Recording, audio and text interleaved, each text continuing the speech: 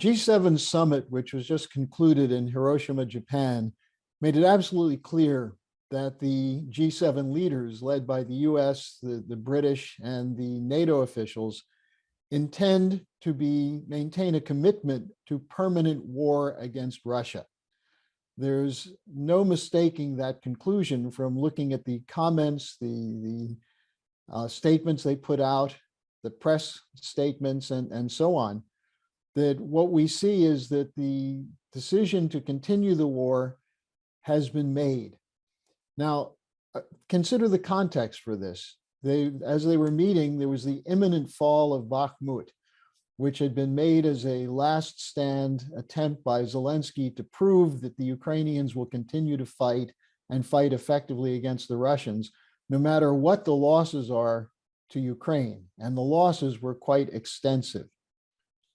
Secondly, you have the growing push for a negotiated settlement, the organizing going on by President Xi of China, of Lula from Brazil, of the Vatican, of African leaders, all of them saying, end the war, negotiate, let's get a settlement.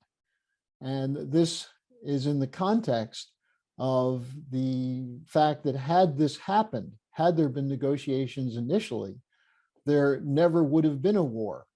Had the security interests of Russia and Ukraine been considered by the West, Putin would have never launched the special military operation. But again, they made clear no negotiations. And then, of course, the other part of this context is the failure of the sanctions that have been imposed against Russia to weaken Russia. Instead, the Russian economy continues.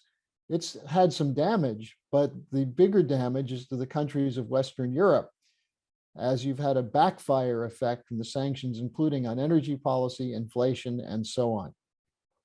So the leaders in their communiques made clear they are prepared to fight to the last Ukrainian. Now, what did they do at this summit? Well, they had the puppet hero of Ukraine, Zelensky, there to give them a pep talk, to talk about how grateful the Ukrainians are, and especially how happy they are with the work of the British. He said they will continue to fight, they will never give up, they will never accept negotiations, which is exactly what the NATO leaders wanted to hear. At the same time, he continued his global panhandling, demanding more money and more weapons. And of course, the Brits are in the lead on this, but the US is also, in terms of the amount of money and aid, the United States is the leader, but the British are the ones who pushed the envelope, which came up again in the demands for not just training for F-16 fighters, but the delivery of F-16 fighters. And then the second front was on the agenda, the second front being China. It's clear that, again, from Europe, they're following the lead of the United States of talking about using Taiwan as the issue to confront China. And even though the West is in a very poor position vis-a-vis China, they're going ahead for a full second front. They denounced China for economic coercion. Now this is really rich. Here you have one sanction after another issued from especially the United States and the British. That's economic coercion. And yet China, which is conducting a policy of extended economic development, investment, and trade with all of its neighbors, is being accused of economic coercion. Now, also, there's discussion to upgrade the AUKUS, the Australia, UK, US nuclear submarine agreement.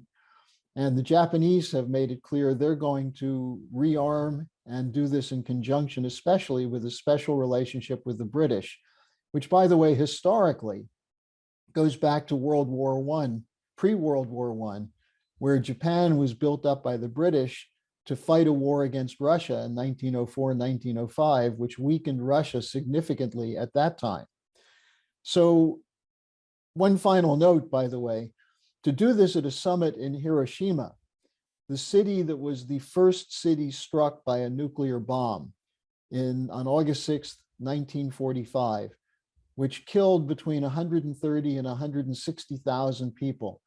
To plot an extended war in Hiroshima shows an absolute disdain for Western war crimes, and at the same time is meant to send a message to Russia, because the first atom bomb attack on Japan by Harry Truman was meant to show the Russians that we have nuclear weapons and will use them. This, at that point, Stalin and the Soviets, that the US has nuclear weapons and will use them unless the Soviets stay out of Asia. So the question that emerges from this is, why did they take this direction? What is the goal of the Western powers? Now, we have the justification that was given recently by the newly coronated King Charles, the man who wears a crown that's too big for his head. But Charles was in Berlin, and what did he say the issues are?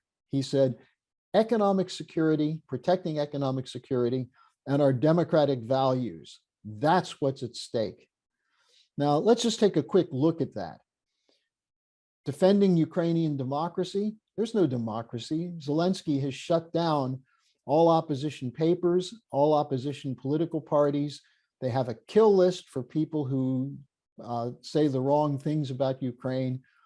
To say that this is democracy, they're attacking the Ukrainian Orthodox Church, saying that it has Russian ties.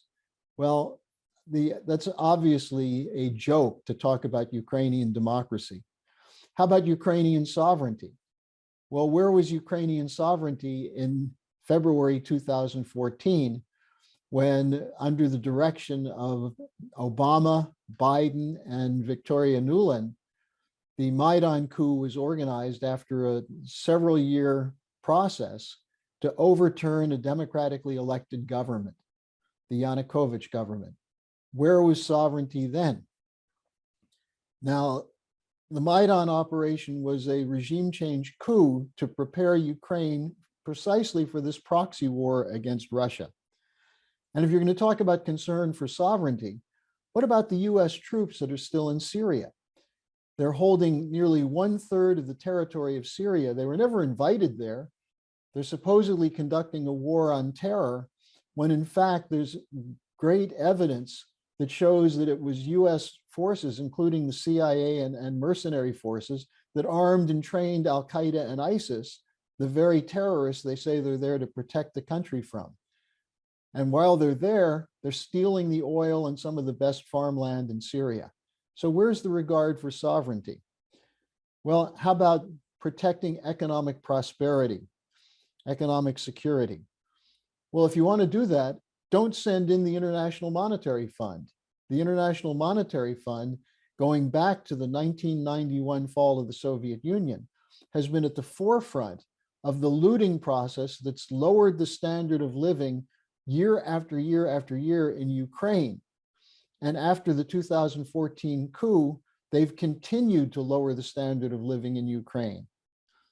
And now you have BlackRock and Vanguard and other grain cartels coming in on the back end of the IMF, of the so-called privatization. And who knows how much money Zelensky is getting in the profit from the purchase of land and so on. So economic prosperity, forget it. Now, what about this question of you're not allowed to redraw borders? Have they forgotten about Yugoslavia?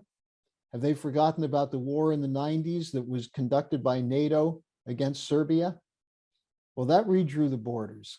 So virtually every argument for staying there is a fraud. So what are we looking at here? Well, what is the real intent? Let's start with the statement from the Secretary of Defense from Raytheon, General Lloyd Austin, when he spoke at the first Ramstein meeting to provide weapons to the Ukrainians. What did he say? We need to weaken Russia, to degrade their military. The idea is to make Russia not a great power anymore, that it can't stand up against the West. And that was the intention of not negotiating from the period of 2008 until February 2022, despite multiple attempts by Putin to raise legitimate security concerns for the people in the Donbass and Ukraine generally. Second, is the idea of breaking Russia apart to finish the job that was started with the shock therapy program in 1991 after the fall of the Soviet Union, which for a decade lowered the standard of living, led to an incredible flow of wealth and raw materials out of Russia to the West, conducted largely by British and American bankers. And that would be continued if they succeeded in overturning the Putin government, which is one of the next parts of their intention. The regime change in Russia, which Biden himself stammered, it flowed out of his mouth in a speech in Poland when he said, "For God's sake, this man has to go," referring to Putin.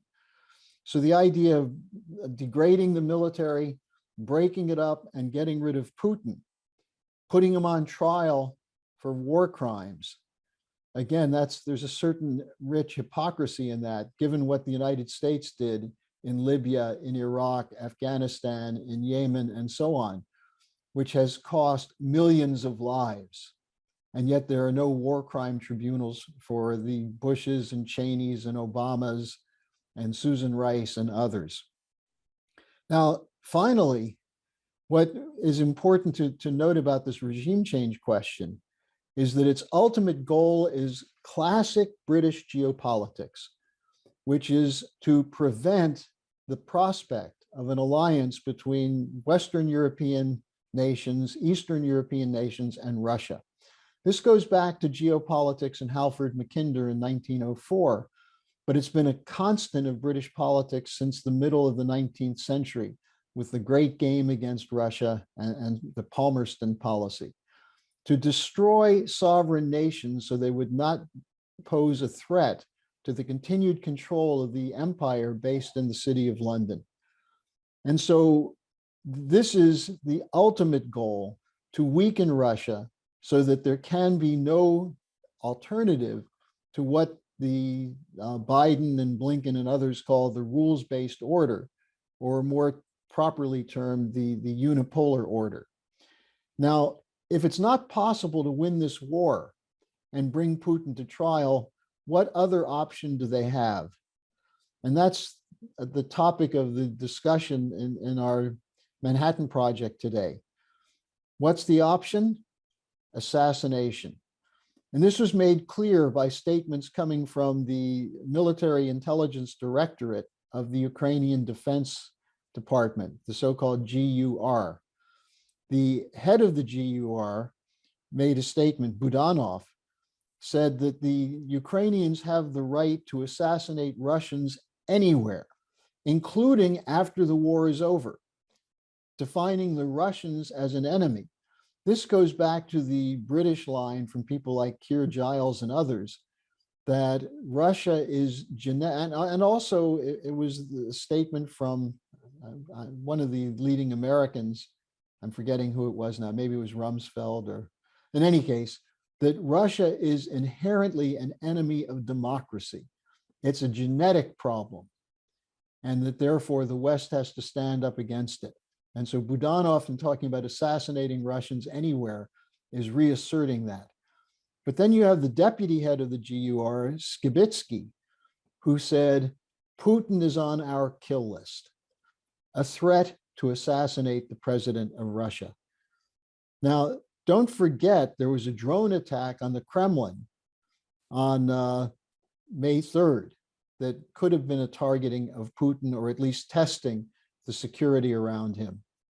Now, the use of assassination through war has been has gone on in the last 20 years, going back to the Iraq War, which led to the judicial murder of Saddam Hussein, Libya, in which Gaddafi was killed. And what was the idea there? These were two leaders who refused to submit to the rules-based order, who asserted their sovereign right to develop their nations and to work with other countries to form an alliance. In the case of Gaddafi, who talked about an African Union that would have a new currency that would go into investment in development. So these targeted assassinations have taken place before. And you see that in terms of what happened in the United States, the assassination of John F. Kennedy.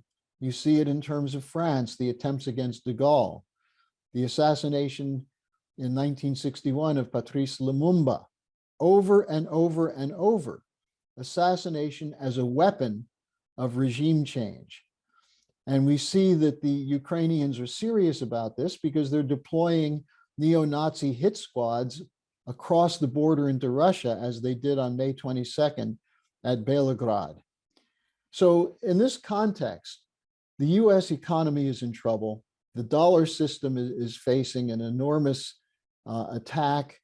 And it's not an attack on the American people, it's an attack on the banks, the global corporate cartels that are dictating this military policy, this regime change policy. And as a result, we're seeing a move toward a new financial system.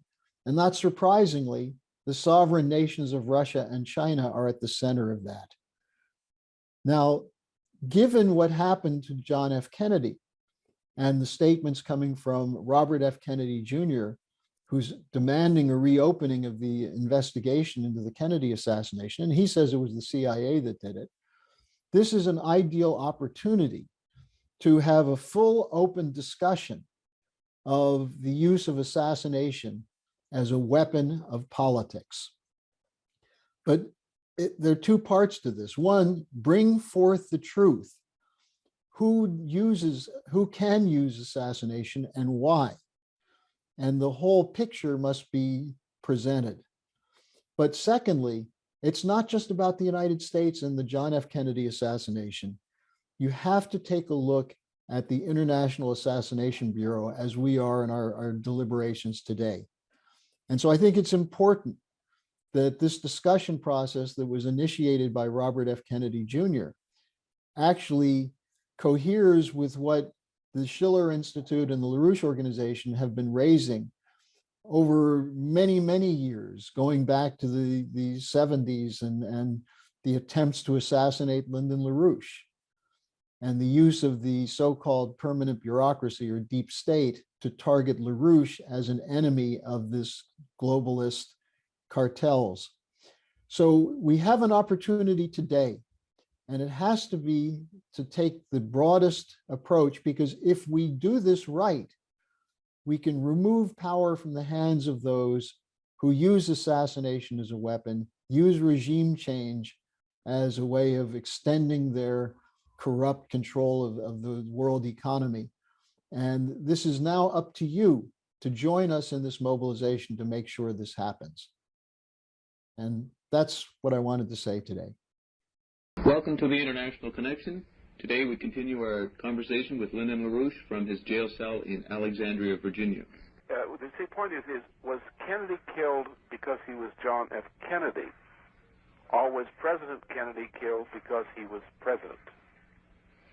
That's the problem. And that's right, and I lean to the second one. Because he was the president. That's right. He happened to have the misfortune of being the president at the time, which is the primary reason for it. So there were forces. I mean, Kennedy even said there was a government behind his back. There was this group behind him that was orchestrating a lot of these crises. It was essentially, it's not unknown who they are. Well, the Rockefellers, would they be part of them? So I think the Rockefellers, that's where I would get off Peter a bit on, with my own view, is that I think that's exaggerated. Yes, the Rockefeller interest is very specific. I know the thing. I've done a lot in exposing it. David Rockefeller is certainly no friend of mine. Yes. But I think that misses the point because it makes it too narrow and makes it too linear. Right. In other words, it's the idea of the Fondi. It's a group of associates. There's a social formation to the effect that no one individual or no one individual group determines the group. It's the inner within the group that determines what the group does. Right, and that's why they can't put the finger on who killed Kennedy, those kind of things. They can't. More than that, I think it was the problem is more than that. When you organize an assassination of that type of the President of the United States, a conspiracy which operated on the scale of which that thing operated. Remember, the killing of Kennedy enveloped and overlaid efforts to assassinate Charles de Gaulle. Yes. The same operation, in effect. Yep. So it's a vast conspiracy. Then when you get a vast conspiracy, what makes a conspiracy work is a lot of deception within the conspiracy and a lot of exploitation of the particular motivation of people who are drawn into playing particular roles. So that if you interrogate somebody and say who pulled the trigger and say, why was the President of the United States killed? Why'd you shoot him? This fellow might have a motive. He might simply say, because I was paid to do so. Yes. Or somebody else might explain a motive. That might have been the motive for their behavior or the induced motive. That doesn't mean that's why the thing happened. So that it comes to a question, the people who planned this, and this was, I don't think I should name it on the air, Yes. but the people who planned this were functioning at a very high level. So they knew what they were doing, unlike people on a lower level who may not have known fully what they were doing, apart Right. from the killing. And even some didn't know they were involved in the killing. Say that They again? knew that they were destabilizing the institution of the presidency of the United States. You just said those people in the low levels didn't know what they were I didn't know the full implications of what they were doing. They knew what they were doing, but they didn't know what somebody else intended this to lead to. Yes. And what they were doing was destabilizing, particularly with a cover-up, the Warren Commission cover-up. The combination of the assassination with the cover-up actually did destabilize the United States, destabilize the institutions of government of the United States, destroyed the presidency as an efficient instrument of government, as a constitutional instrument. And the fellows who organized this thing at that level knew they were doing this. So therefore, I say they weren't out to kill Kennedy, though somebody may have come up with motives for killing John F. Kennedy. They were out to kill President Kennedy because he was president. The institution. The institution. Okay, so I'd just like to get your reactions to that. Jacques, I'm going to go to you first because Lynn describes the idea of the overlay of the de Gaulle assassination attempts upon the Kennedy situation. And I'm certain that people don't, certainly not in the United States, don't have much of a feel for that at all. But besides that particular, which I wanted to bring up, just your overall response to how you think Lynn's answer covered this matter. Well, first, as an old man, I have a lot of things to say on that to rejuvenate world politics today. What we are dealing with is that what you said, Dennis, is the International Assassination Bureau, the physical elimination branch of the financial oligarchy, the lower mafia, the underworld, acting not necessarily consciously on behalf of the upper mafia. Kennedy's assassination and all the others' attempts against de Gaulle exemplify the international character of what some call the firm, others the fundy, others the synarchy. It's exactly that. And on that, I have two things to say. I don't know if I will go directly into it now. Okay, very good. Cliff? Well, I think Lynn hit the nail on the head in his making a distinction between the person, John F. Kennedy, and the president, the presidency, the president, Kennedy. And I agree that it was an attack on the president of the United States, just like the de Gaulle attempted assassination against the president of France. Now, we could look at the de Gaulle supported sovereignty, sovereign states. He wanted a cooperative grouping of European states, but based on a sovereignty type of a agreement. Kennedy also represented a sovereign United States and had concerns about the bureaucracy getting us into the Vietnam War and many other issues. The Treasury Department getting rid of the certain types of currency, etc.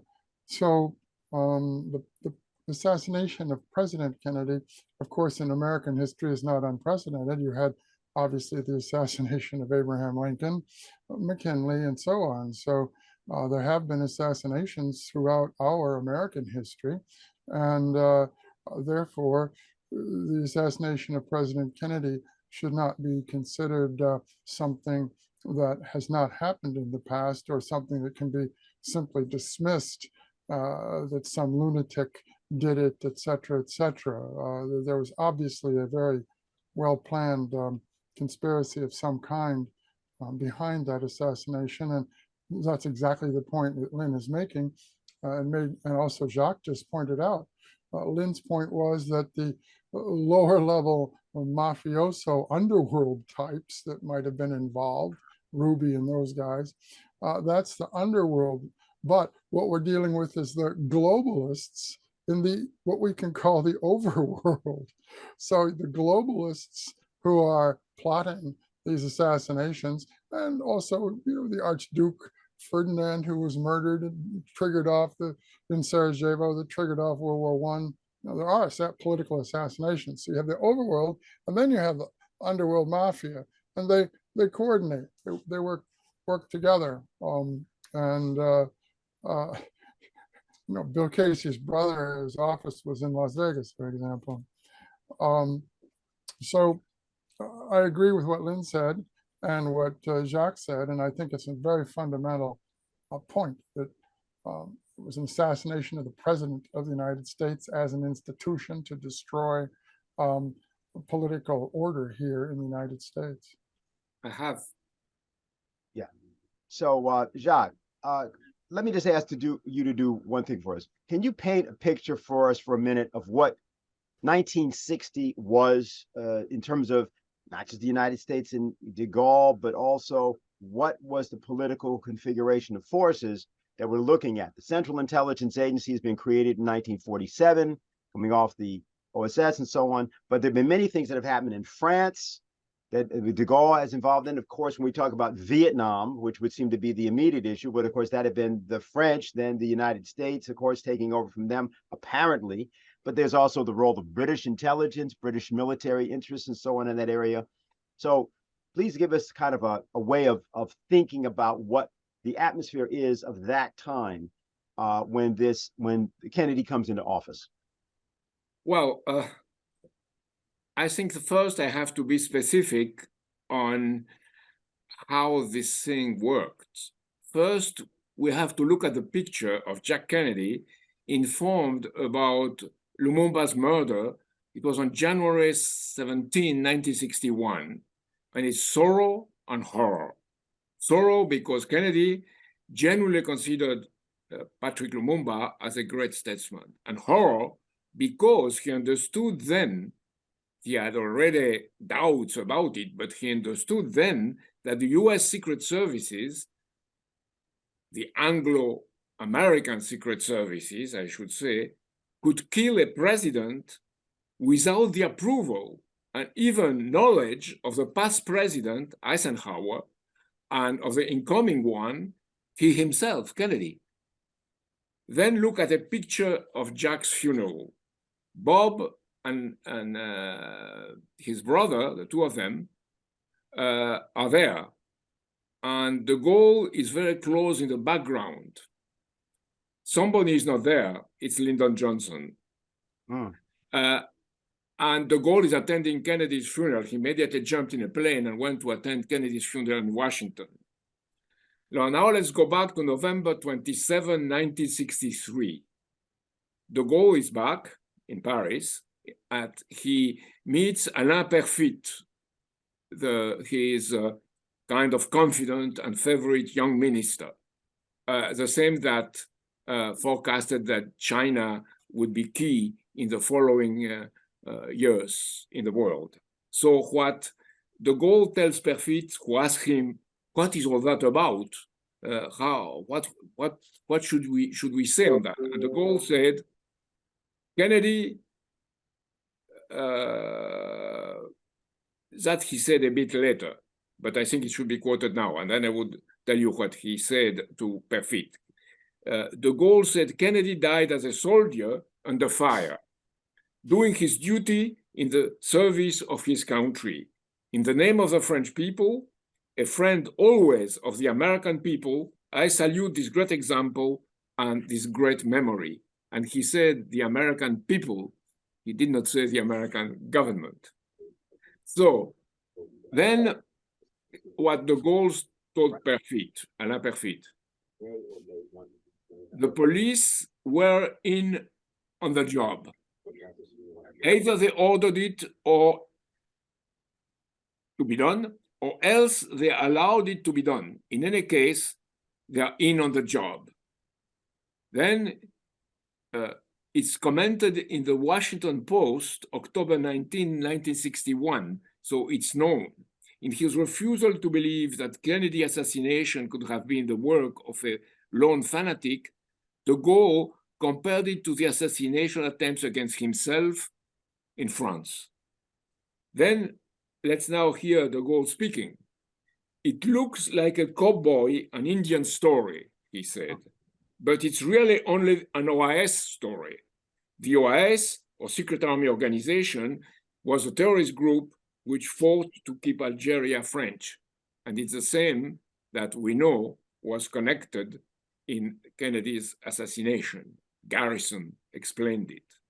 So for the general, Lee Harvey Oswald was only an unfortunate frontman designated in advance as a scapegoat to set off an anti-communist witch hunt to distract attention, an anti-communist witch hunt to distract attention.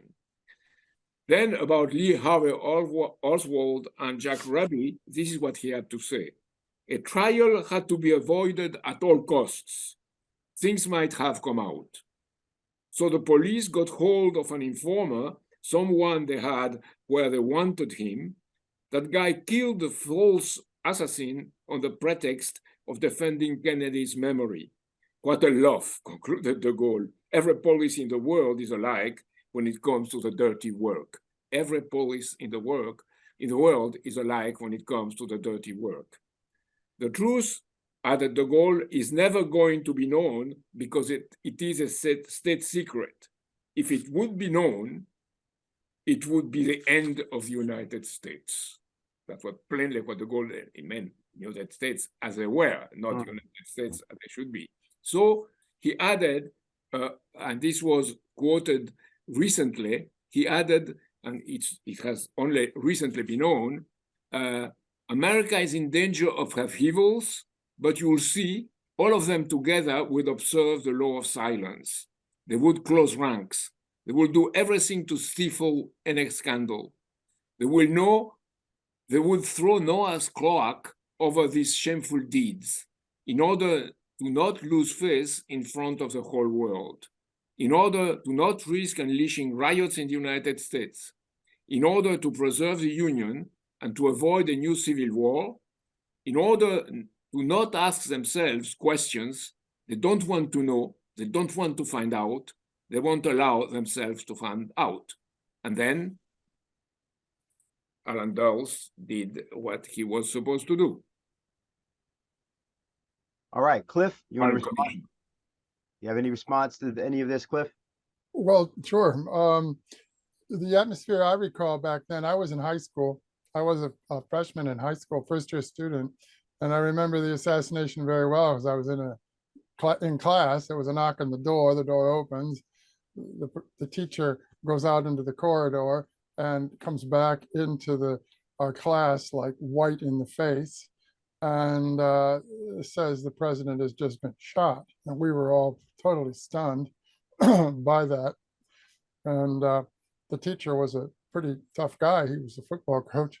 So, but everybody was very shaken up that morning. And then later we found out the president had died actually from his wounds. The atmosphere internationally, of course, was the so-called Cold War, which was in a way kind of a fake conflict, bloc politics, the so-called West versus the so-called communist East, and the Western bloc versus the nasty communist bloc run by the Soviet Union. And you had the division of Europe, et cetera, resulting from World War II, Eastern Europe and Western Europe. So we had the two blocs. You know, back in the 50s, there were all these nuclear war scares, and people would have in their basement food supply for a few months in case of a nuclear war. In school, children would have little exercises in class, how to duck under your desk in case of a nuclear war, and so on. So the atmosphere back then was really horrible. And aside from the Cold War atmosphere, you had the beginnings of, as Jacques mentioned, the Vietnam War situation, which apparently Kennedy wanted to get us out of. So you had, and that of course was in the context of this struggle against communism, et cetera, et cetera. So that was sort of the political atmosphere at one level, at kind of a mid-level political atmosphere in the United States and in the world. But actually what was going on is even at a higher level, the globalists, what we would call today the globalists, back then you used to talk about high finance, haute finance, and so you had that high political level that was operating, that Jacques mentioned. De Gaulle was pointing out that there was a higher level of, at the international level, concerned about, essentially, I think, leaders of countries who wanted their country to have sovereignty, as opposed to being controlled by the globalists one way or another. So I think that, to me, is a very key aspect here. Kennedy, de Gaulle, Jacques mentioned Lumumba, who was for sovereignty for his country. So what we see at this high level, international level of powerful people in various groups, it's not just one group, it's various groups that have common interest. They don't want sovereign countries. They want to be in control and control countries. So I would say that's, to me, the ultimate reason Kennedy was killed. He was a president of a country, and he wanted it to be sovereign and not under the control of the military-industrial complex, which is simply a tool of the higher level haute finance or high finance, or the synarchie, the synarchy, etc. So that's how I look at it. Well, now that you brought something up there, Cliff, we're going to have to, I think, ask Jacques to do something for us, because you said, well, he was killed because he was a president of a country that wanted sovereignty. But there's a difference in terms of the United States presidential system and the French presidential system as well, and many other nations. Jacques, a long time ago, know that Lynn wrote a book, an extensive book, never published in English, actually, to the best of my recollection, called France After Charles de Gaulle. And you were involved in the writing of that book as well. You've also run for president in France, and have had conversations with Lynn, many of them, about what a president is. So this is significant, because often, particularly in the United States today, people say, well, presidents don't really have power, because the real power is the corporations, or the real power is the CIA, or something like that. So I just wanted to get Jacques, ask you to say a bit to us about this, what the conception of the presidency is people should have, so that they understand what Lynn means by that, what was being implemented, what was actually the practice of the presidency under de Gaulle, which is different than it has been in other people in France, for example, and so on. So about sovereignty, I should quote Georges Boris. Georges Boris was the advisor to the Free French in London, and then a close friend to Pierre Mendès France, who never worked with de Gaulle, but the two of them had the same impulse for true sovereignty. There is a lot of fake sovereignty around today.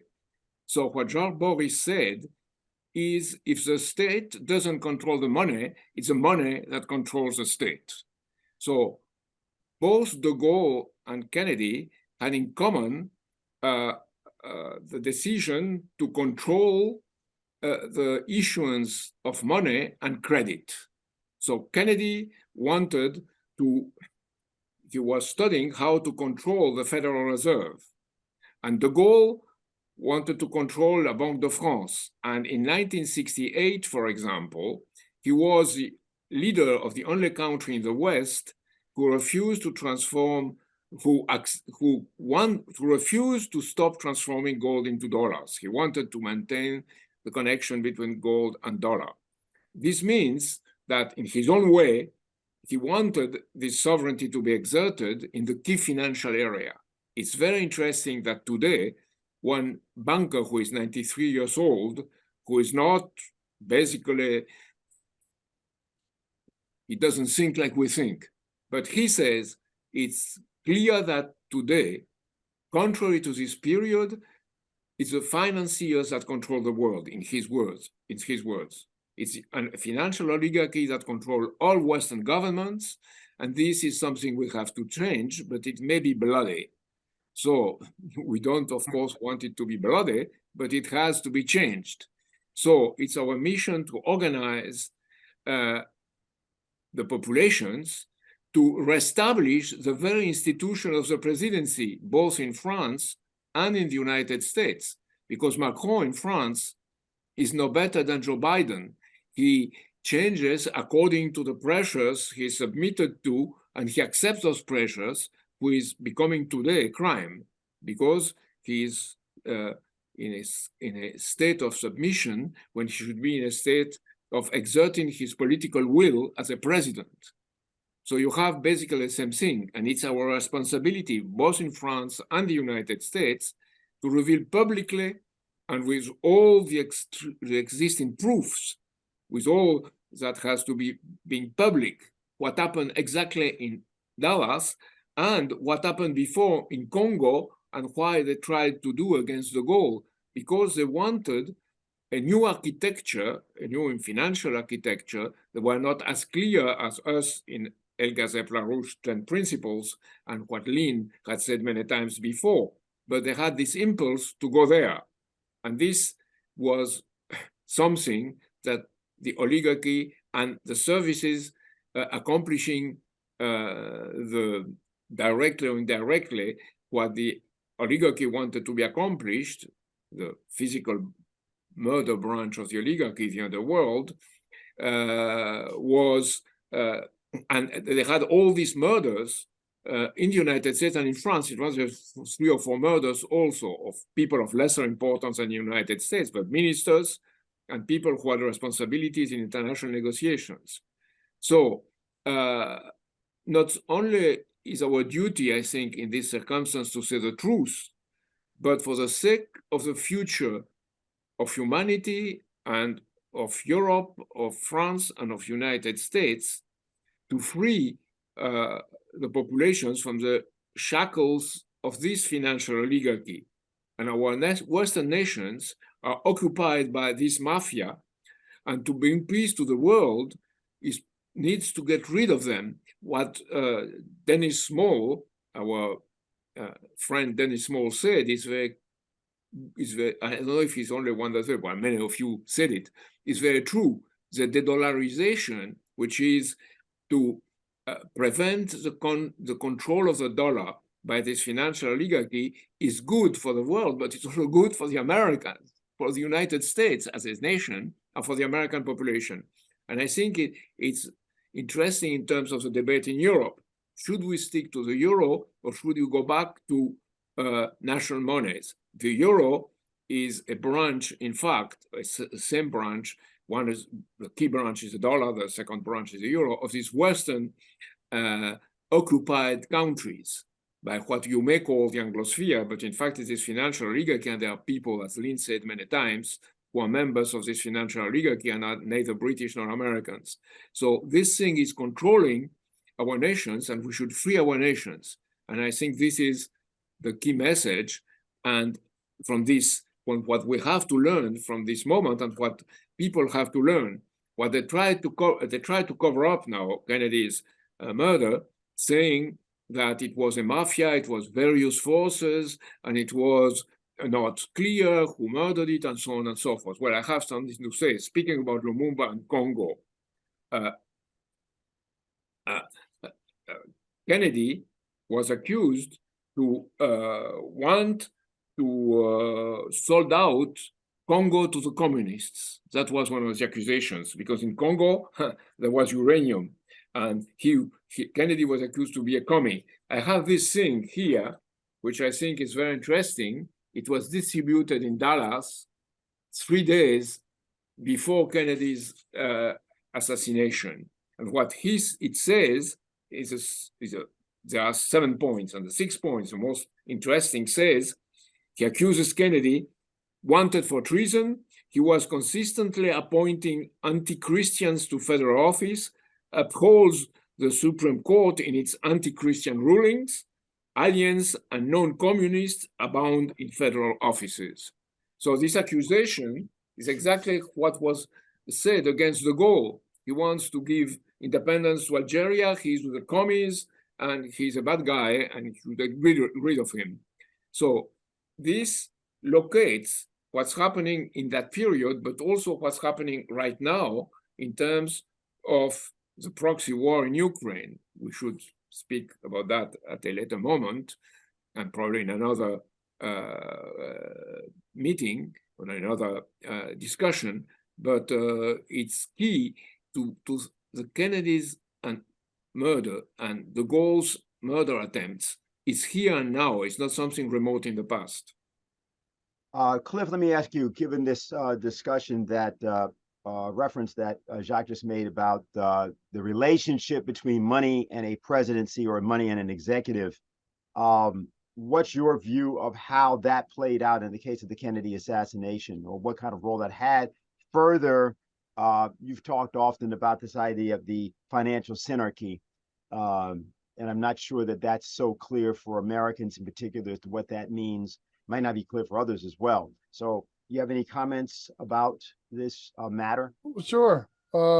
Dennis and Jacques, I'll start with Jacques' point, which goes right to the heart of the matter. Jacques pointed out that the banking circles, the high-level banking circles, au finance, are a considerable part, if not the dominant part, of the globalists who could also be heads of big corporations, important corporations, et cetera, et cetera. So you have, Jacques really helped us by pointing out that when we're looking at who they are, the globalists, we need to look first and foremost at high finance.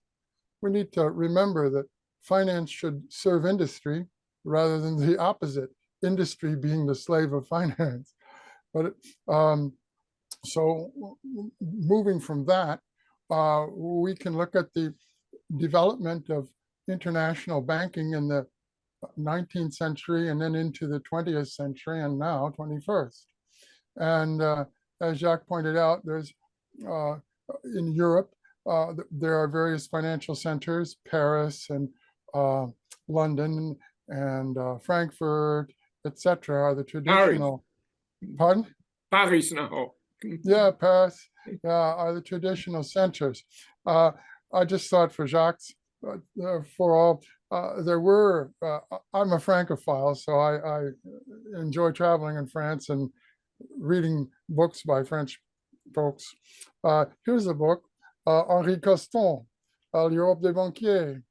Of course, he was a controversial figure, but I met Coston once at a book fair, elderly gentleman, a nice fellow, elderly old fellow, selling his books at the book fair when I actually was helping my friend sell one of our books at the same book fair. And so the Europe of the bankers, America of the bankers, and of course, we know from American history that, for example, in the late 19th century, the populist movement was against the banking interest in New York, the New York bankers. And the American South and the American West, Chicago and West, were one kind of economic bloc which didn't want to be taken over completely by the New York controlled economic banking center. So there was competition between New York and Chicago in terms of banking centers back in the old days, before World War II, World War I. So this issue of banks and high finance is key. Now, the synarchy is something kind of simple to explain. It's a club.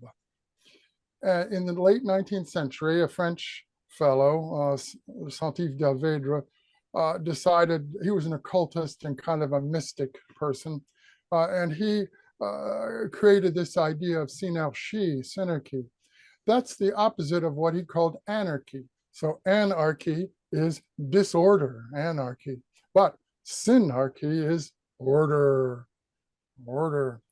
And this concept was brought forth in some of his books in the 1880s, 1890s, and they crept into intellectual circles on the continent and in England in the early 1900s, late 1800s, 1884, 5, and on. The connection between Saint-Yves d'Elvedre, who was French, and the British, I'm told, ran through the Fabian Society in England and the certain circles associated with the Fabian Society, kind of like a Theosophical Society and other occult groups.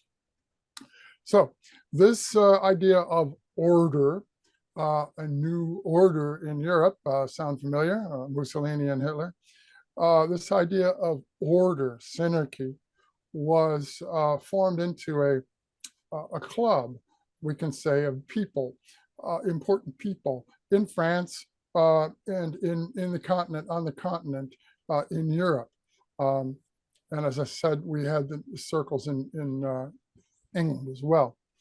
So the synarchy is a club of high-level banking and business people. They do not regard the world in terms of sovereign states. They regard the world in terms of roughly regions, areas that they can exercise control over. And so sovereign states are their main enemy, because if they're interested in controlling regions, take Lumumba, take the Congo, Belgian Congo, not just uranium, but look at all the other minerals there. Africa is minerals. Therefore, it's a region to be controlled. We have to control Africa because of the minerals and our mining interests. Oh, look at Peru today. What just happened there? American mining interests. So keeping our eyes focused on this globalist idea, Jacques pointing out the high finance, the banking interests and the banking centers, and then President Kennedy and President de Gaulle, very interestingly and importantly, were focusing on the banking problem, the financial issues, the high finance issues. So we could posit that certainly these very high financial circles, as opposed with other industrial circles, were involved at the top level in these assassination attempts of de Gaulle, and then multiple, and then the successful assassination attempt against Kennedy. So in conclusion, I would say that we focus on the banking interest in particular, the Federal Reserve, the city in London, Paris, Frankfurt, the key financial centers, and the top people who own the banks. Who own the banks? Who are the top financiers? Who are the Europe des banquiers? Who are these people? And we can get a little idea if we look at things like the Trilateral Commission, the Bilderberg Group, the Circle Group. These are clubs of very high-level businessmen, bankers and industrialists, as well as others. So when we're trying to focus on this, I'm a political scientist. We would speak in terms of various types of transnational elites. If you're a political sociologist, you really get into the study of transnational elites. So this is an area of academic study, and there are some experts out there and very interesting papers about transnational elites.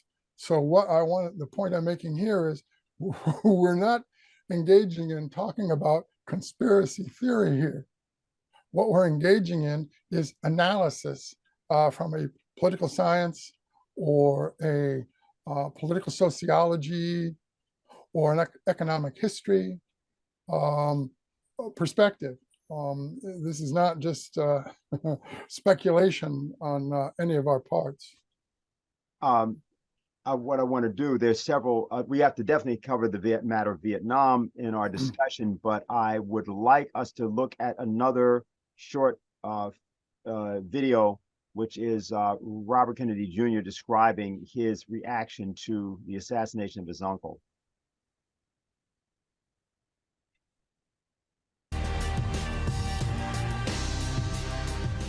Democratic presidential candidate RFK Jr. had some interesting remarks about potential government conspiracies involved in deaths in his own family, making these remarks on Sean Hannity's show the other night. Let's watch.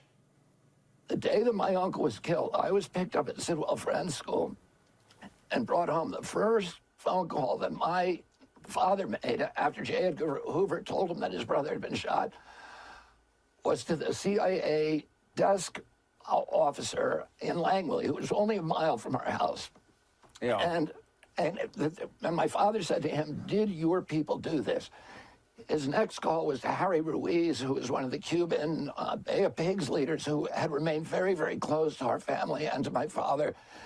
My father asked him the same question. Then my father called John McComb, who was the head of the CIA, and asked him to come to the house. McComb came over, and when I came home from Sidwell Friends School, my father was walking in the yard with John McComb, and my father was posing the same question to him. Was it our people who did this to my brother? So it was my father's first instinct that the agency had killed his brother.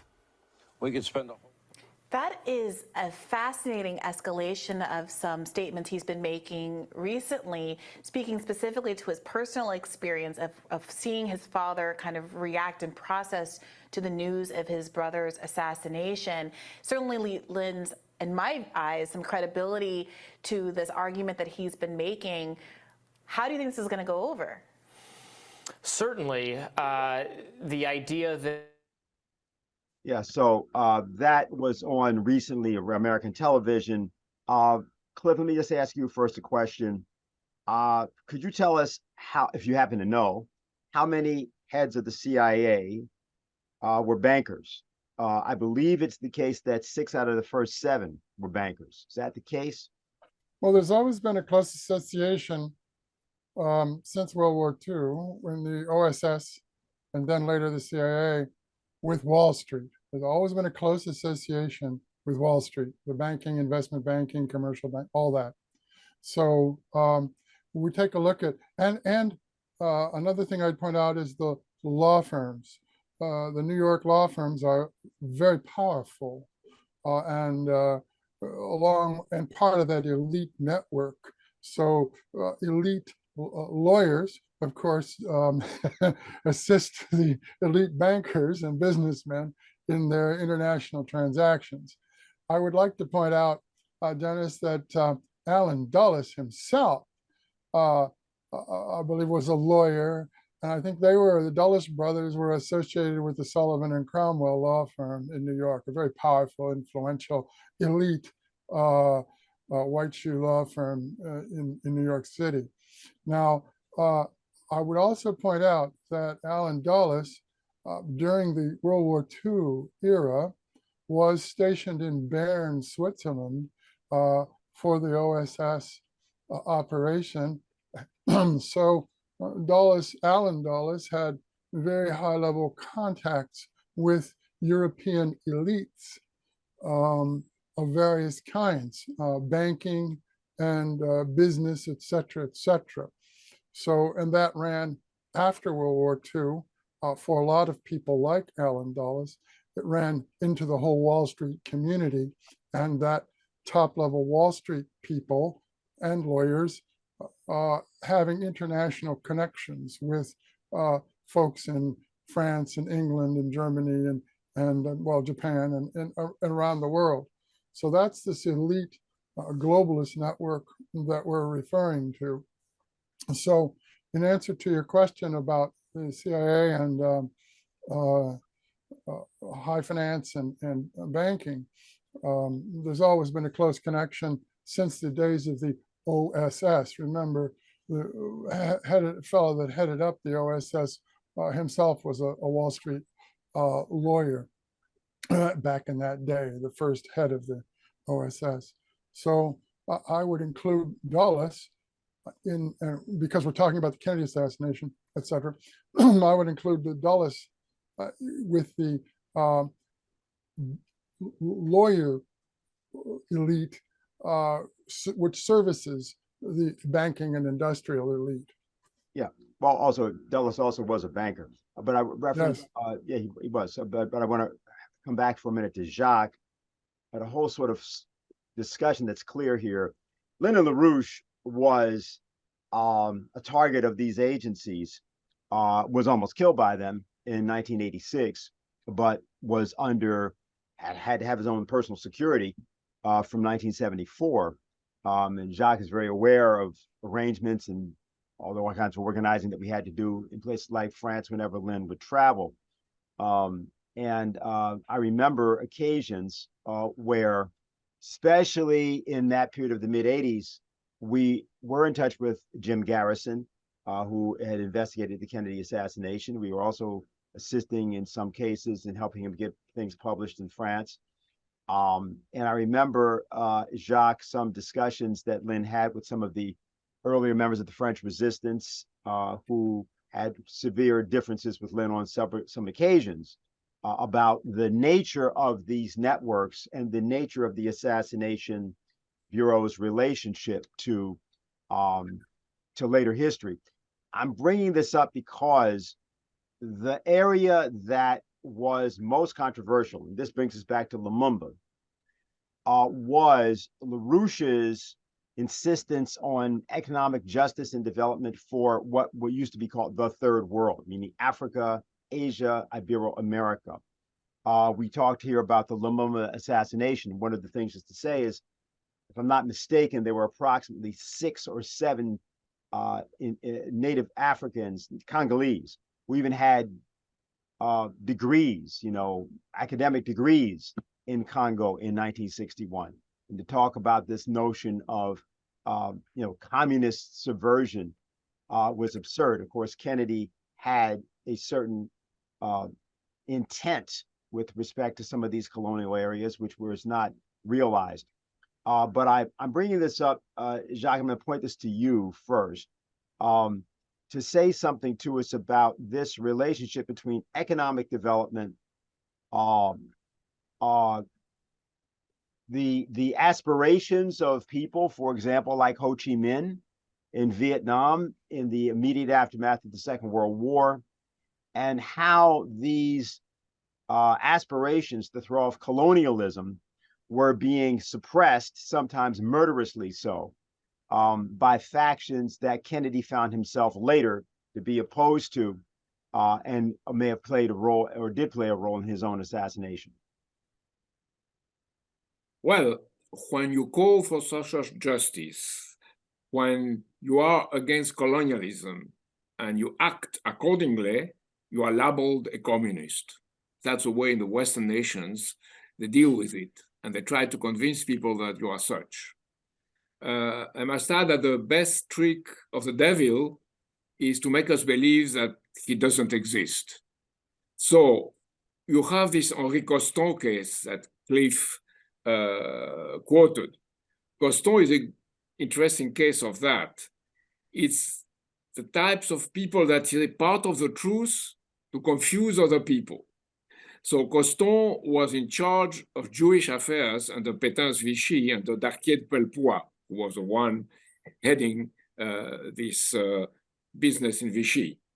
So he was among the group who would blame American plutocrats. Part of the Vichy people blamed American plutocrats from a synarchist point of view, and they tried to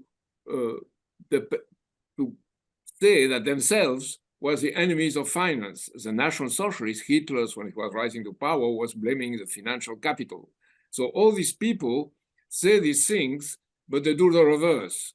And we have to be very, very careful about that. And they say sometimes part of the truth. For example, Coston tried to say that he agreed with LaRouche, that he was with LaRouche, and so on and so forth. So you have to be very careful about these things. These people blame always de Gaulle because he was not a French patriot, because he wanted to give freedom to the French colonies. So he was not a French patriot. So it was all things on that. So that's the first thing I wanted to say. The second, which I think it's key, but I have no time to go into details, but it's key. Alan Dulles was in Bern, Switzerland during World War II, heading on controlling the worst of the American secret services. He rather directly or not, but undoubtedly organized the murder of Jean Moulin, the head of the French resistance in continental France, delegated by Charles de Gaulle. Alan Dulles labeled him as a communist and had people in the French resistance who were opposed to the communists organizing the whole thing. Moulin was, in fact, the key connection between de Gaulle and the French humanist left, let's call it that way. A man that de Gaulle, France, and the world missed in 1945, and that we are all still missing now, because he could have been the connection between forces that were, let's say, on de Gaulle said there is no right, no left, there is a cause of France and the cause of humanity. So he said all the people of all the nations of the world and all the people deserve it, deserve development, common development. So, but that was possible because it was above the borders of dirty politics, what de Gaulle called le régime des partis. And Moulin being killed, de Gaulle had lost part of his free hand on the left, on the program of the resistance. And what could have been the party of the resistance in France was dismembered, disappeared, because the political will of somebody like Moulin was no more there. So I think if you look at all this story before us, and looking at him from my eyes in the 1960s, I could say that our mission is to make America good again, and France good again, and all the Western nations good again, to avoid today's consequences of these past murders and misdeeds. And this would lead, if it's still ignored, to the self-destruction of humanity. So it's the key to the present day policy. It's not just an historical comment, it's here and now. This is what I wanted to say. Yeah, okay. Robert Kennedy Jr. is running for president at this moment. While there has been an attempt to represent him as a so-called anti-vaxxer, what has been happening in the last, particularly 3 weeks, is that various matters have been raised by him, specifically the matter of Ukraine. We may refer to that a little later, and other policy questions. And what has occurred is this peculiar and kind of unique situation in the United States, where the past of this past 60 years since the assassination has suddenly converged upon the present in the form of this candidacy, but the candidacy addressing matters that are complete in such a way that are completely opposite to what the Biden administration, for example, is presently saying. What has happened now is that although Democratic and Republican parties don't really exist in the United States in the way that they used to, it appears from the standpoint, if you look from the bottom up, as though you now have an opposition to the Biden administration from within the Democratic Party being expressed by the candidacy specifically on the policy around Ukraine and around the policy concerning the need to have a peace settlement along the lines of the kind of thing that Helga LaRouche has talked about in her principles, her 10 principles. No one has adopted the 10 principles among the candidates, but there's a discussion about the fact that the war needs to be concluded, particularly since it's been instigated from NATO. So I'd like to get a comment from both of you. First, you, Jacques, about what I don't know if you've heard some of these statements, but also what the situation is, you think, in terms of being able to allow that new kind of factional circumstance to go international, so to speak. And obviously, you know, there's a question about the character of the United States, the role of the United States, the financing of the war by the United States, the Nord Stream pipeline question, all of these things. but there's also a question about how in the international community, not only these things are perceived, but what could be done to create a counterpole to the present policy. What do you think? I think that Elga defining the 10th principle her 10th principle is key, that human beings are capable to be good, and to be good is their real sense of humanity. But they have to exert it. It's not to be imago viva Dei, if you look in religious terms, it's to be capax Dei, and to risk your life and your honor. As Kennedy said, we are all mortals, and we all want the goodness for our people, what's good for our people. So there is a matter of coincidence of the opposites, as Elga would put it. At the time, Kennedy said we hate communism, but we have the same human impulses, and what defines us is what's human beyond that, and we should avoid to destroy each other. So that was his American University speech. And I think it's key that on the June 10th, you are making of it an example for the future. And it's not known in Europe.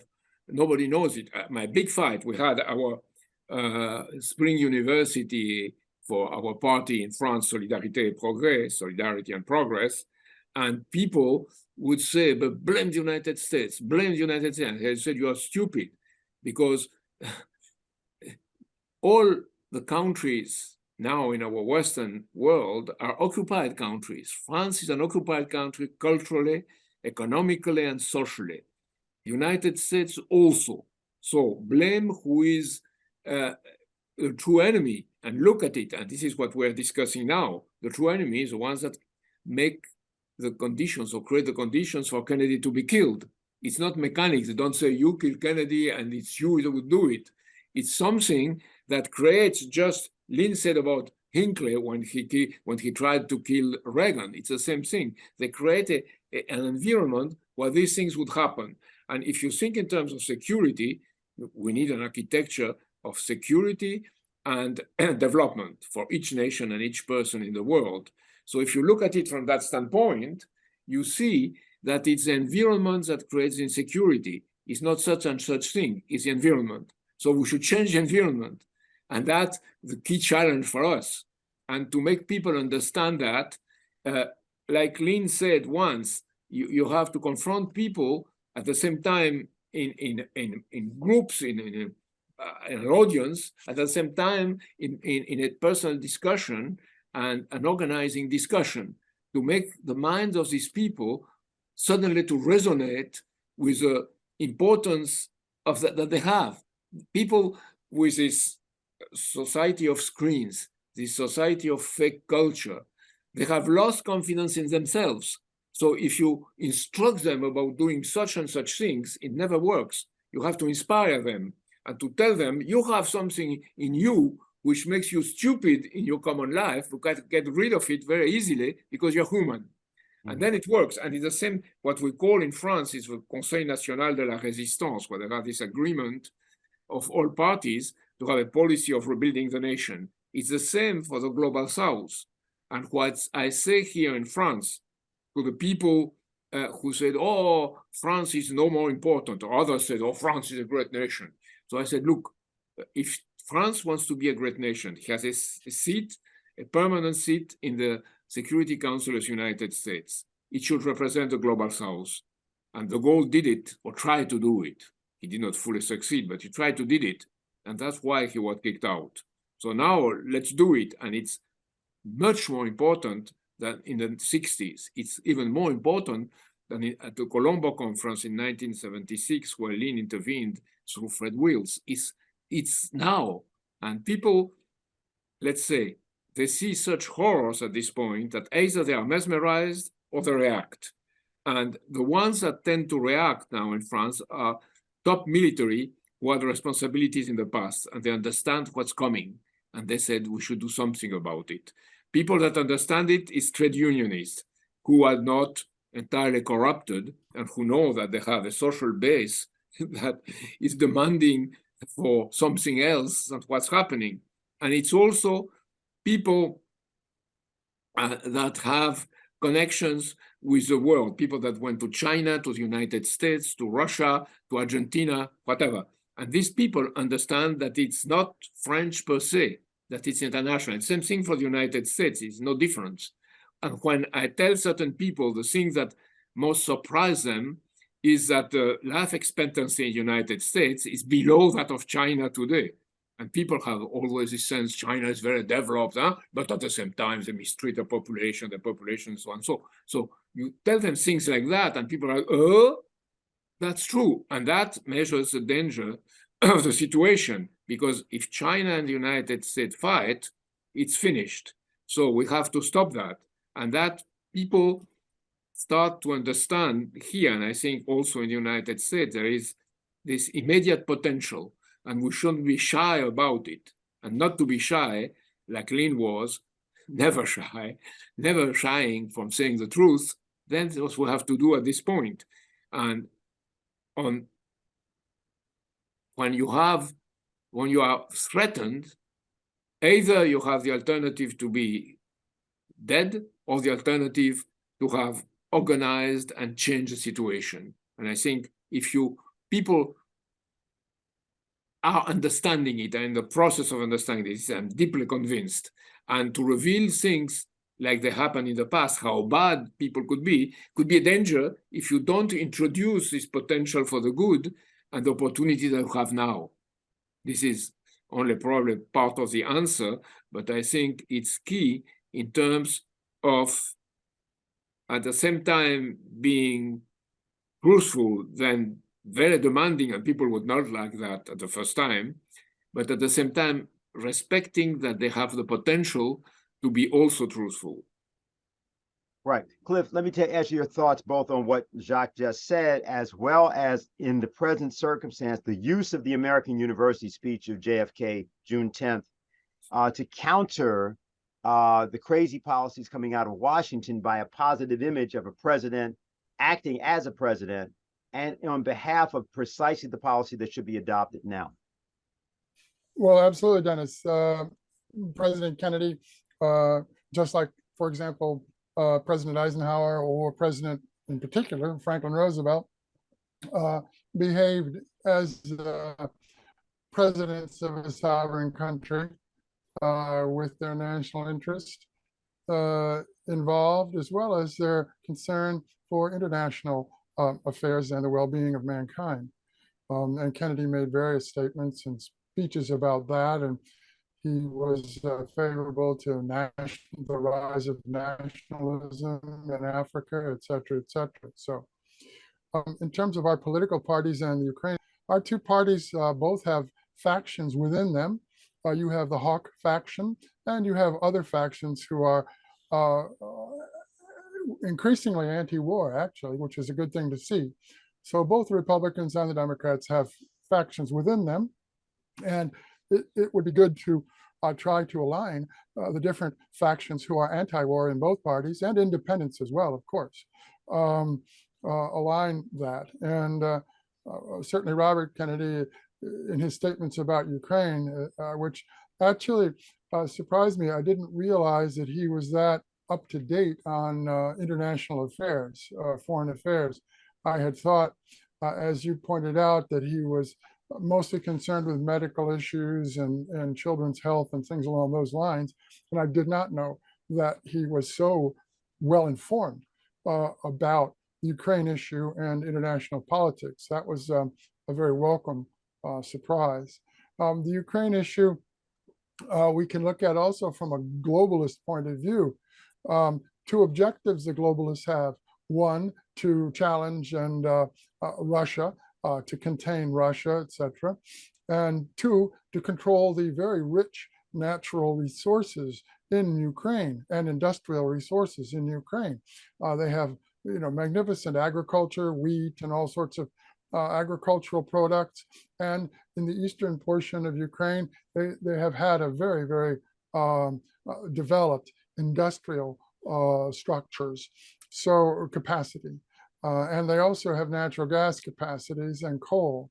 So Ukraine is very resource rich, just like um, the Belgian Congo was resource rich, not only with uranium, but a lot of other minerals, et cetera, et cetera. So on the Ukraine side of things, the globalists are, and their supporters in the United States, the factions like the neoconservatives, the Cold War hawks, the humanitarian interventionists, all these different foreign policy networks, they're all interventionist and they're all pro-war, pro-Ukraine war. Now, the danger here that Jacques pointed out is that we could engage in war with China, that this would be the war in Ukraine would be a stepping stone to war in Asia against China. And the pretext there is so-called Taiwan Island, which has been a part of China for 400 years.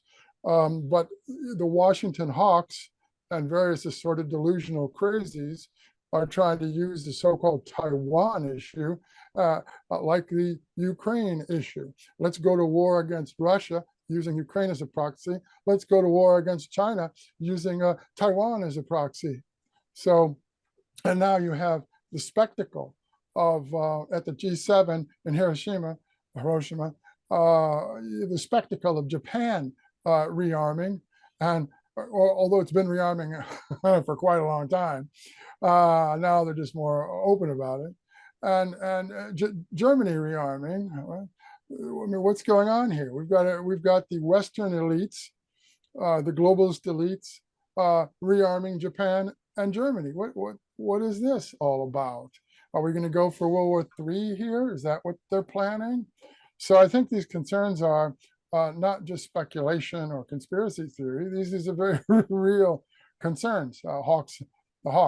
So I would say we need to support the doves in both parties. We need something like an anti-war movement that we had in the anti-Vietnam War days, where you had a range of people and organizations who were against the Vietnam War, many on the left, some in the center, some on the right, but everybody was focused against the Vietnam War. Same thing needs to be done here with Ukraine, but it's not just ending the war, it's also establishing a new security architecture for Europe and new global understandings where we're going to have, as Jacques pointed out, peace through development. And the 10 principles that Helga raised are very constructive, and people should bear those in mind when we're thinking about international relations today and the severe crisis that we're in. And it appears the crisis is going to deepen before it gets any better. Yeah, we're coming to the end, but we had one question that came in actually from Jose, which I want to ask you. This is an historical question, and then we are trying to locate some of the remarks of RFK on Ukraine. But the question that he asked was about Dag Hammarskjöld. They said Dag Hammarskjöld also died in 1961. Was that an assassination attempt too, or was that never really proven? That's the question. Either one of you would like to take that? Jacques? Cliff. Okay. Well, my understanding is he was assassinated. And I don't know all the details, but I believe wasn't there a plane crash, et cetera, and all this sort of thing. So I think back in the day, people also thought he was assassinated. And again, he was trying for global understanding and peace. And here you have another example of an assassination. Okay. We're going to just wait for a minute to see if Jose can. This is not a problem because we're going to edit all of this just so people understand. Oh, actually, we can take a break for a moment and just ask the question, what else do we want to emphasize or questions? I'm going to leave the Vietnam thing alone. We don't have to do that. Is there anything that we should or want to emphasize more at this point? Stress more? Well, in my view, I'm very concerned about the hysteria, the pro-war hysteria in Washington. The politicians are just off the deep end when it comes to Russia, Ukraine, China. And the other thing I'm concerned about in Europe is that the European leaders, such as they are following right along in this not just American-led. It's a Synergy-led proposition here, a globalist-led transatlantic oligarchy-led globalism that's confrontational, and this definitely could break out into a third world war, either in Europe or in the Pacific or both. Oh, well, here's what we should do. I just realized I had not put this together. And our director said both of you. Well, we have Lula of Brazil, we have Ramaphosa of South Africa, along with other African nations. We have potentially maybe even something coming out of Denmark at the moment, and certainly China, who have put clear alternative peace proposals into play. There's also, of course, the Vatican, which has been involved in this for some time. Now these are there. At the same time, clearly, London and Washington have stated, and they've caused the mouthpiece Zelensky to state, no way, we're not going to do this. But at the same time, it's pretty clear, increasingly clear, and you see this in statements in the London Spectator, the Telegraph, even the Economist, that British finance recognizes that the sanctions policy has failed against Russia, and that the attempt to contain Russia in that regard, the so-called financial nuclear war that I think French Finance Minister Bruno de la Maire talked about back in March and April of 2022. That's not going to work. Nothing's going to go anywhere with that. So in that environment, the Kennedy American University speech, which keeps making that point that there's one planet, we share the same air, want the same thing for our children, and we are all mortal, as he put it, has a resonance, and is even being used, I would say, by some pro-peace factions or anti-war factions in the United States right now. Okay, now, Jacques, let me ask you first, what's your sense of what would have to happen, not merely in Europe, but what would have to happen for the forces or the array of forces that are now moving for peace to get real traction in the transatlantic world, or that is in France, Germany, Italy, nations like that? And Cliff, I'm going to ask you about the same thing with respect to both the United States and the transatlantic world. But I just wanted to have a sense, where do we go from here? We're having this today, this will be, of course, on tomorrow, or rather, day after tomorrow. So, Jacques. Well, in a sense, the paradox, and it's not so much of a paradox, is that the forces that have a sense of that something has to be done to get out of the trap are military who know the consequences of war. They're not like civilians. They know that if you go into a war, there are murders, there are horrors. They are speaking about horrors in Ukraine. It's a horrible war. It's like World War I. It's horrible.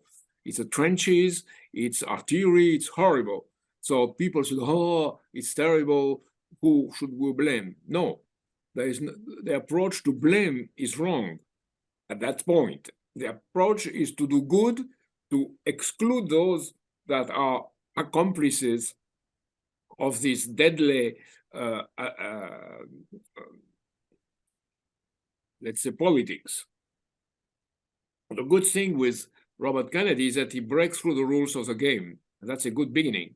But now we have to create the conditions where he would fight for peace. Here we have, besides the military, we have all the old communists, not the new types who are totally involved in counterculture, but the old communists, not only people who have been active in East Germany, but people that have been active in France, the veteran communists in the networks of veterans. These veterans networks were organized mainly by communists or communists. They are responding very positively to what we are doing. There are people, Christian, the true Christians who are not necessarily Catholics. We have to you have to create again the conception of Christianity in Protestant, in Catholics, or in others, or Judaism among the Jews. We have to recreate the basis, the right basis for the good things that they did and they accomplished in world history. So we have all that coming together in a confused way, like the countries of the global South come in a confused way. It's not a clear-cut thing, but it's something that it's, let's say, in such a frame of mind that they are looking for things that could make them of a one. We have to sense that this multipolar world can becoming one world concerned, if it's concerned, to something that is good in common. I think that's the main challenge. And let's forget about the leftovers of World War I. In fact, Ukraine and Taiwan are leftovers of World War II, sorry. And let's not think anymore about the past. Let's define what we need for the future. And let's create the conditions for peace to fight against the war, but fight against the war is not enough. We have to give people a sense of what we can do with peace and how this peace is based on common development. And I would say, I would add creative goodness, a sense of creative goodness. And in that sense, the American University speech of Kennedy, the June 10 American University speech, is really giving this sense of creative goodness. And for that, it should be an example for today, in that sense. Yeah. Cliff, we found the Ukraine section of discussion, and I think what we're going to do is play that for you. So, because you had not seen it, not been aware of what Kennedy had said. I believe this is from an interview he did approximately 9 days ago with Russell Brand on his particular blog. I think there's an opening question, and then he responds, and I'll have you respond to that.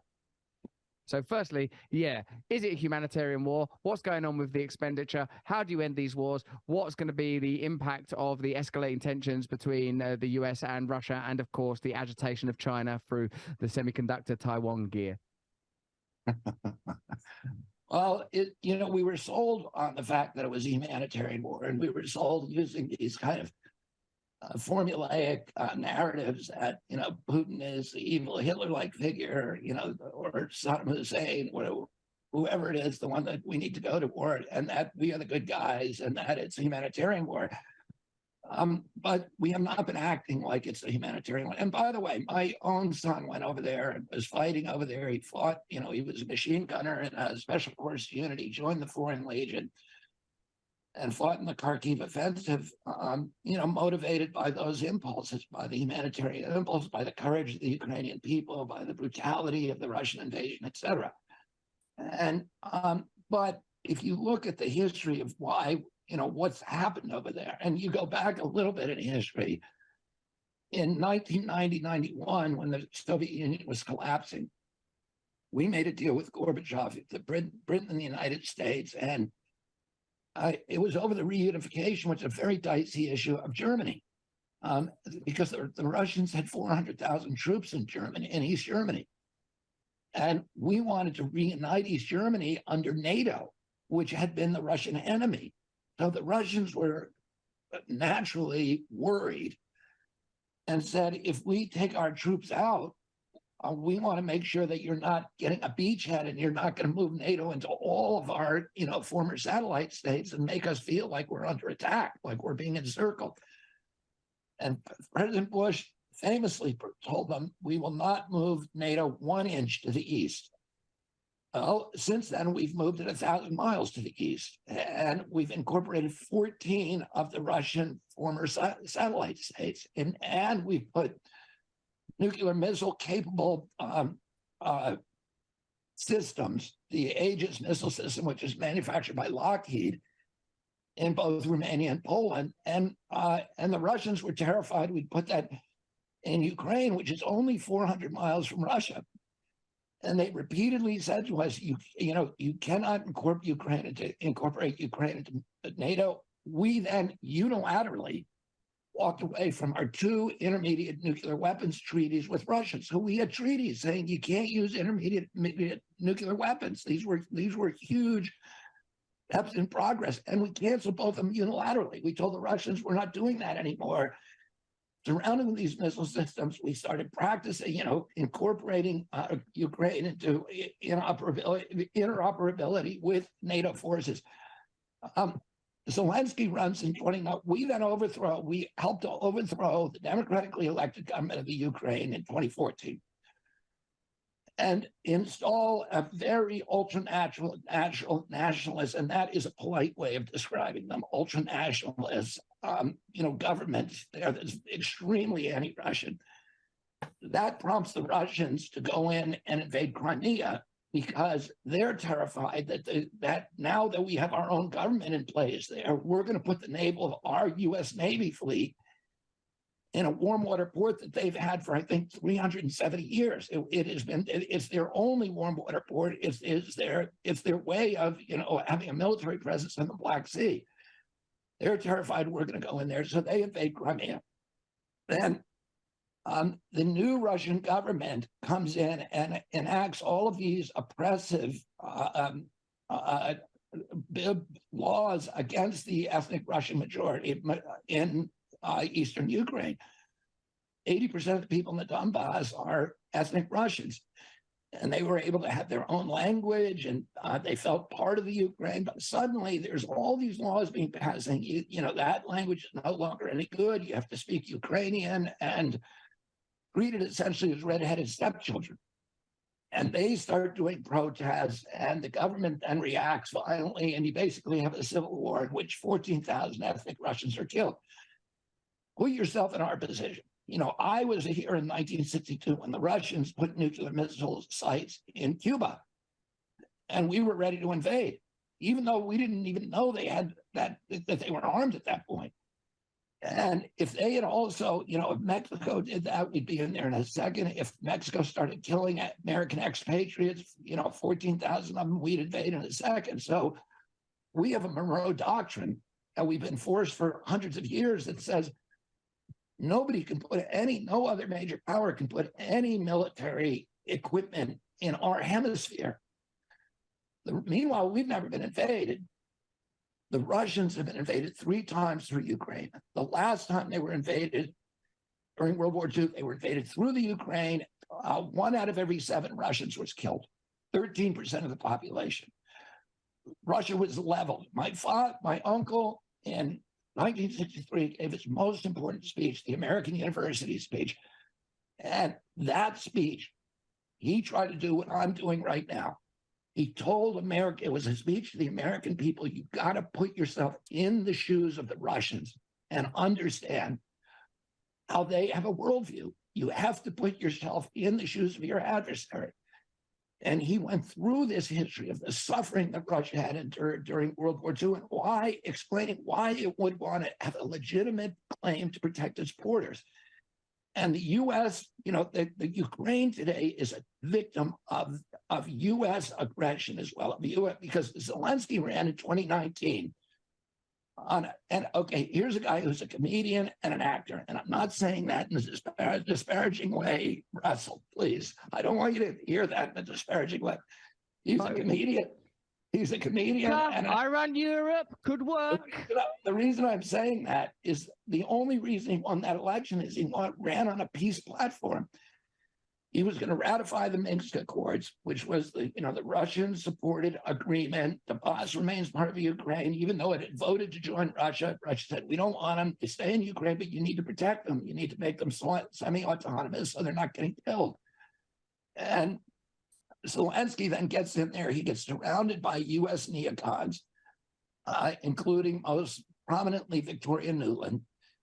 And she's the one who sort of orchestrated the U.S. walking away from all these nuclear treaties. And all of his peace professions suddenly disappear. And, he is pressured by ultranationalists within Ukraine and by the U.S. government to start having a military response instead of going to the table with the Russians. And now we've pumped 113 million in there. It's a proxy war, and our government has admitted, President Biden has admitted that this, the old neocon aspiration, this war is about getting rid of Putin. And his Secretary of Defense, Lloyd Austin, acknowledged in April 2022 that the war is about the U.S. purpose of engaging this war is to exhaust and degrade the Russian army so they're incapable of fighting anywhere else in the world. So that is our objective in this war. And it is a proxy war that is using the bodies of the flower of Ukrainian youth, putting them into an abattoir where they are being mercilessly killed. They aren't even admitting this. The Pentagon doesn't admit it. The Ukrainian government doesn't admit it. They have lost more than 300,000 Ukrainian soldiers. Ukrainians are trying to leave Ukraine, and it is now illegal to leave Ukraine if you're, below 55 years of age and a male. It is, and they've killed 14,000 civilians. It's 60% unemployment. The infrastructure of the country has been destroyed for U.S. geopolitical machinations, and it's not right. The Russians are killing Ukrainians at a rate of probably around 7-1, as they have a 10-1 artillery advantage. And we've killed between 30,000 and 100,000 Russians, which isn't something to be happy about either. None of this is stuff that we should be doing if we really wanted peace. But this is a war where Ukraine has been made a victim, not just by Russia, but by the United States government. Okay. So, Cliff? Well, the remarks by Robert Kennedy Jr. indicate that he's very familiar with the Ukraine situation and very realistic about it. I would just say a few things here. First, we need to remember the historical context here. Ukraine is a fake country that was created in 1918 during World War I by the Brest-Litovsk Treaty, launched by the German General Staff and supported by Lenin. And so this was an agreement to create this fake country between the German General Staff and the Bolsheviks, so the Bolsheviks could hold on to power in Russia, etc., and the Germans could swing west to that front and move away from the Russian front. Just like Ukraine is a fake country, we saw what happened to Yugoslavia, created after World War I, a fake country. It broke apart in recent years. We saw the same thing with Czechoslovakia. It broke apart. The ethnical minorities, etc., created centrifugal forces. These countries were put together, cobbled together in World War I, but had no basis to be cobbled together. So Yugoslavia broke up, Czechoslovakia broke up, and certainly Ukraine, coming to today, there's not going to be much left of Ukraine. That remains to be seen. The Russians have regained Crimea. The Russians have regained the Donbass in the eastern portion of Ukraine. The old Novorossiya of the old Russian Tsarist Empire went all the way over to Odessa. Maybe the Russians won't go that far this time, but Russia already has regained a substantial portion of Ukraine. This means that Ukraine has already been partitioned, just like Poland was once partitioned. Although Poland regained, Ukraine is not going to regain its territory. So you have the de facto partition of Ukraine right now. The question in Ukraine is, how much further are the Russians going to advance before there is a peace settlement? Now, and discussion, diplomacy and a peace settlement following diplomacy. Let me point out that in World War I, diplomacy was blocked by Paris and London. There were peace initiatives in 1916 and 1917 and 1918. The most famous one was by the Austrian Emperor Karl, but there were other ones, French and Belgian and other initiatives, Spanish. The key, Jacques will remember, Mr. Ribot in France was the key person that wanted to continue the war against Germany. So, and in England, there was another group that wanted to continue the war. The point I'm making is that the same thing has happened now. Instead of trying to promote peace like the Pope did in World War I and others did in World War I, the opponents of peace, the war hawks, the warmongers, have rallied, just like they did in London and Paris for World War I. They rallied today. And just as Dennis, you pointed out, the U.S. objective, and Mr. Kennedy pointed out, the U.S. objective is to so-called bleed Russia, weaken Russia. The same token, use Taiwan to bleed China. But so on the Ukraine side, we must insist on peace, on diplomacy that can lead to peace. So you have a diplomatic process that leads to peace. Those diplomatic processes have been blocked since 2014. The Minsk peace process was fake. Merkel admitted it. So did Hollande. It was a fake diplomacy on the part of the West that tricked Russia into thinking that everything was okay. So what do? I think two levels. One, we need to think in terms of international united front among all people around the world, countries that are come together on a united front basis for peace and development. Within the United States, we need to make a popular front among the various political parties and factions of the political parties that are willing to be pro-peace. So we have a new MOB like we did in the anti-war movement in Vietnam. We mobilize people and mobilize the different people who are pro-peace rather than pro-war. Well, that would be my quick reaction. I think Robert Kennedy was absolutely correct in his assessment and his recommendation for peace. Yeah, Jacques, your response and also final thoughts from you. Both, you may have a response to what you heard and then anything you'd like to say in conclusion.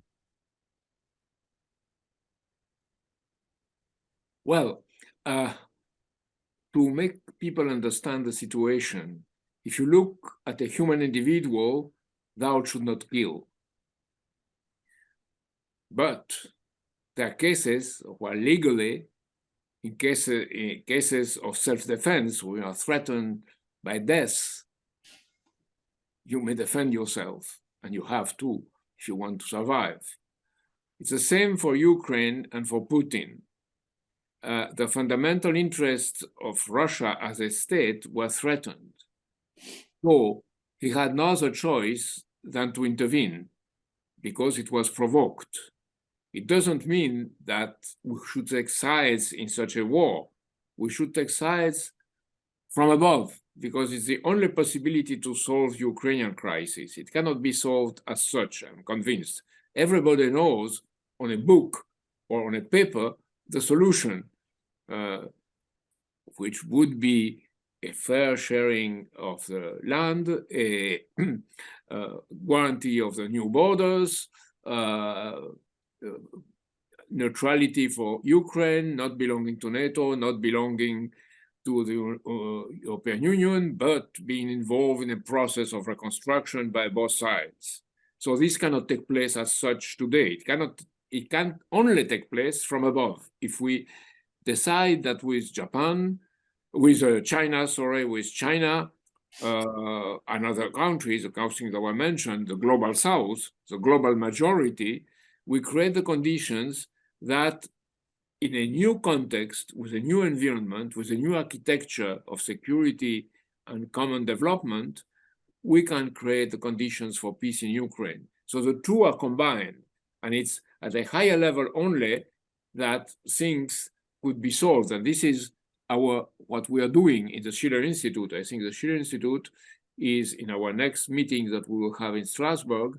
We are trying to look how a real autonomy in Europe, we should stop to being the stuffed turkeys in Europe.